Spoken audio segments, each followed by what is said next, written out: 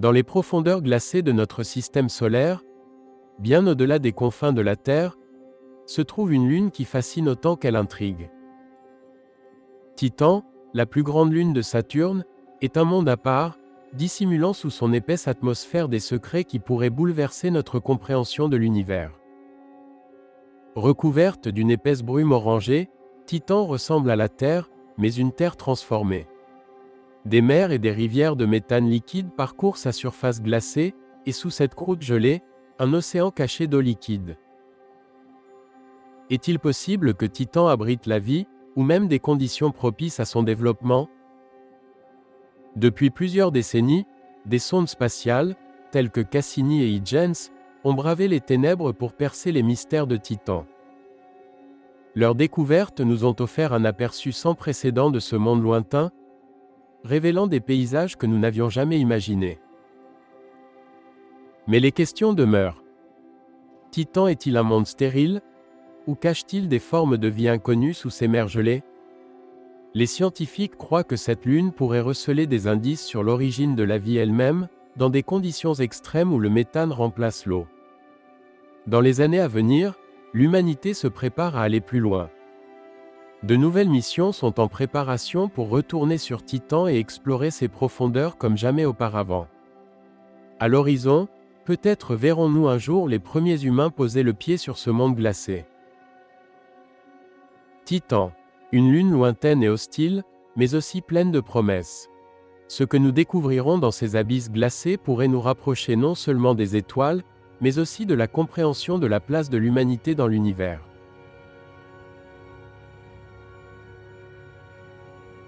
Titan, c'est plus qu'une lune. C'est un pont vers notre avenir cosmique.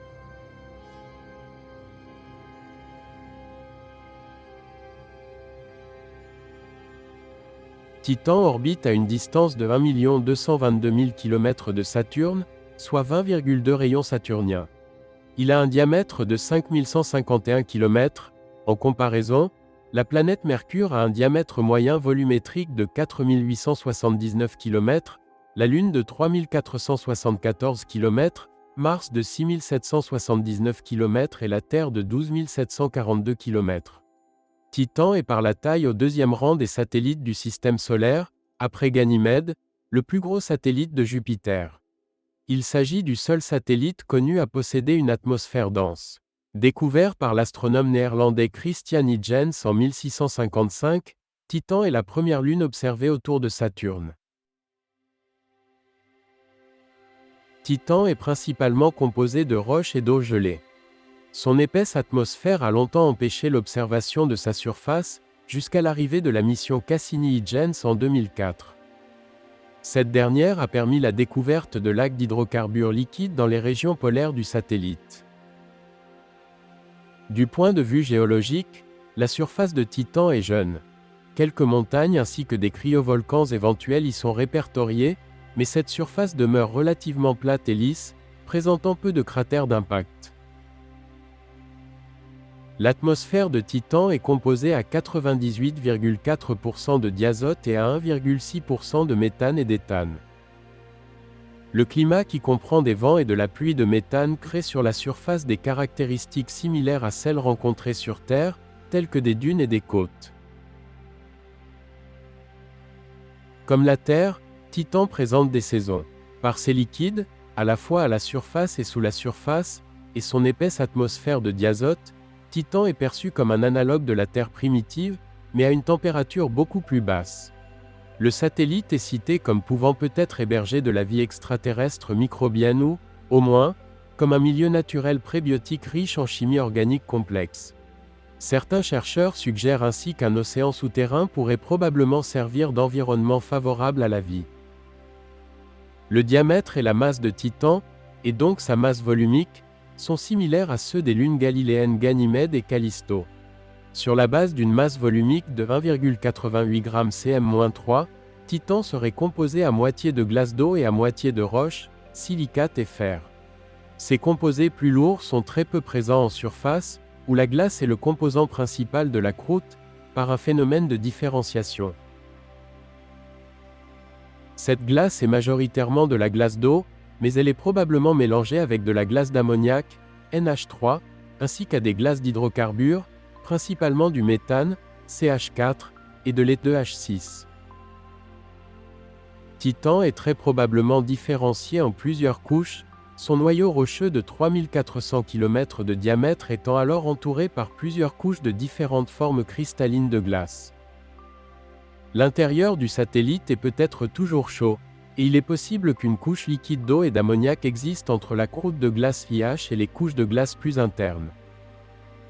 L'existence d'un tel océan est suggérée par la sonde Cassini, qui a détecté des ondes radio à très basse fréquence dans l'atmosphère de Titan.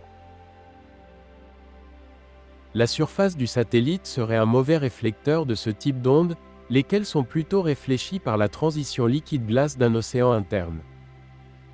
Les données collectées par Cassini entre octobre 2005 et mai 2007 montrent que des repères caractéristiques de la surface se sont déplacés jusqu'à 30 km pendant cette période. Ce déplacement suggère que la croûte est séparée de l'intérieur de la Lune, ce qui constitue un indice supplémentaire quant à l'existence d'un océan interne. Titan est le seul satellite du système solaire possédant une atmosphère significativement développée. Les autres satellites n'ont au mieux que des traces de gaz. L'épaisseur de l'atmosphère de Titan serait comprise entre 200 km/15 et 880 km/16, sur Terre, 99,999% de la masse de l'atmosphère se situe en dessous de 100 km d'altitude. L'existence d'une atmosphère est découverte par Gerhard Kuiper en 1944 par spectroscopie. Il estime que la pression partielle de méthane est de l'ordre de 0,1 bar.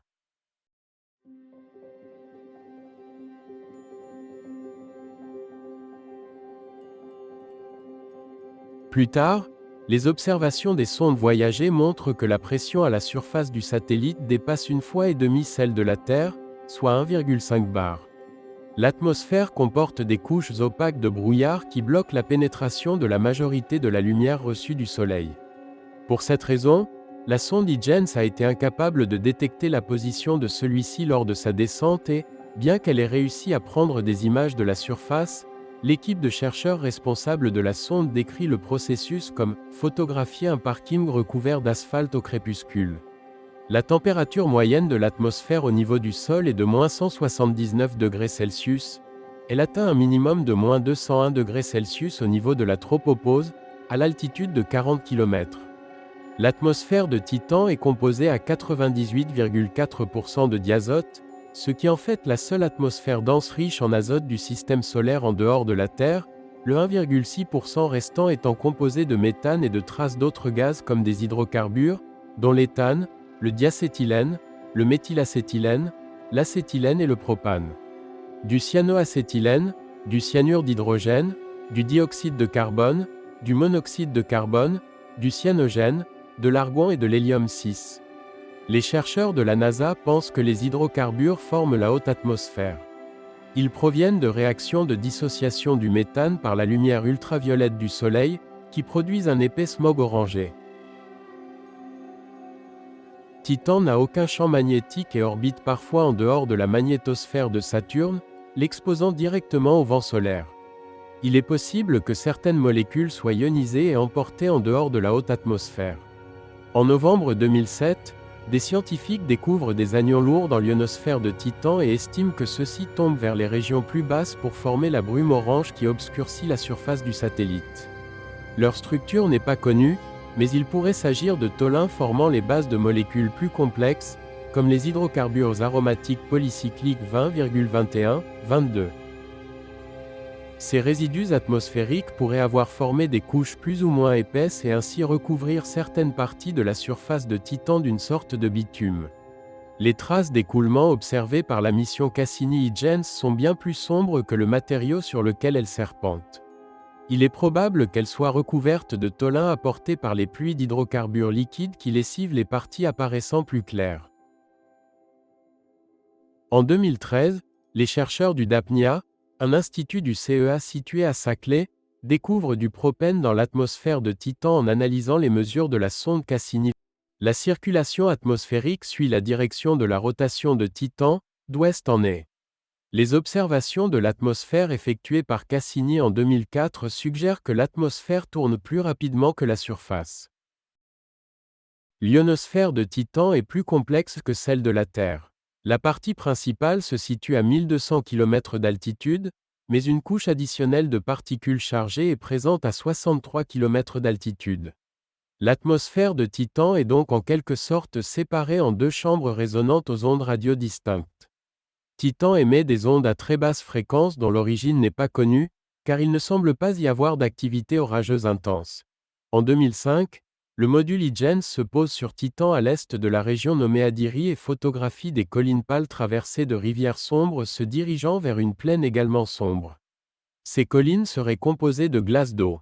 Des composés organiques sombres, créés dans la haute atmosphère de Titan par le rayonnement ultraviolet du Soleil, pourraient pleuvoir sur ces montagnes. Ils seraient ensuite lessivés par la pluie de méthane et déposés sur les plaines. Après s'être posés, Huygens photographie une plaine sombre couverte de petits rochers et de cailloux, tous composés de glace d'eau. Des signes d'érosion sont visibles à la base des rochers, indiquant une possible activité fluviale. La surface se révèle alors plus sombre que prévu et est composée d'un mélange d'eau et de glace d'hydrocarbures. Le sol, visible dans les images prises par la sonde, pourrait s'être formé par précipitation d'hydrocarbures. Il est possible que des régions de la surface de Titan soient recouvertes d'une couche de tholin, sans que ce point ait pu être encore confirmé. Une cartographie complète de Titan avec une résolution inférieure au kilomètre a été publiée en 2019, basée sur les données de la sonde Cassini. Les conditions de température et de pression à la surface de Titan permettent au méthane et à l'éthane d'exister sous forme liquide. Titan et la Terre sont les seuls objets du système solaire à la surface desquels existent des étendues liquides. La prochaine mission qui doit explorer Titan est Dragonfly, sonde dont le lancement est prévu en juillet 2028 pour une arrivée sur place en 2034. Dragonfly a été sélectionné en tant que quatrième mission du programme New Frontiers. Ce programme de l'agence spatiale américaine, la NASA, regroupe des missions d'exploration du système solaire dont le coût est plafonné à $1 milliard. Dragonfly tire parti de la gravité de Titan, largement inférieure à celle de la Terre, 13,8%, et de son atmosphère 4 fois plus épaisse.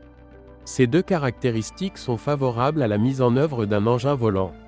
Dragonfly est ainsi un drone hélicoptère de 450 kg comportant 4 rotors d'1 mètre de diamètre. Il est capable d'effectuer de courts vols en pilotage automatique d'environ 8 km avant de se poser pour recharger ses batteries à l'aide d'un générateur thermoélectrique à radioisotope embarqué. La mission primaire de l'aérobot doit durer 2,7 années, au cours desquelles il devrait parcourir environ 175 km. Il doit atterrir dans le champ de dunes de Shangri-La et étudier notamment le cratère d'impact de Selk pour tenter d'identifier la présence passée d'eau sous forme liquide, d'éléments organiques et de l'énergie qui auraient pu permettre l'apparition de la vie. L'objectif scientifique principal est de mesurer la composition des matériaux dans différents terrains géologiques afin de déterminer comment la chimie prébiotique a évolué dans un environnement qui permet de disposer des éléments clés pour l'apparition de la vie, pyrimidines et acides aminés.